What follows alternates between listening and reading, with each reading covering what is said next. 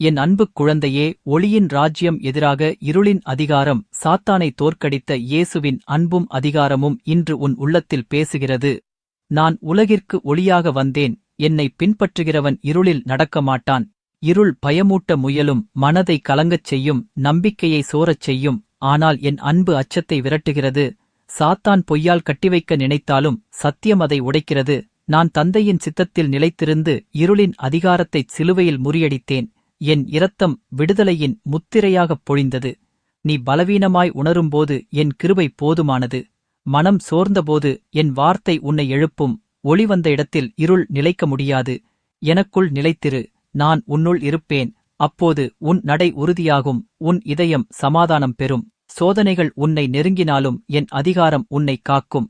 அன்பில் நட, சத்தியத்தை பிடித்துக்கொள், ஒளியின் பிள்ளையாக வாழ். நான் உன்னோடு என்றும் இருக்கிறேன். எந்த இருளும் உன்னை வெல்லாது.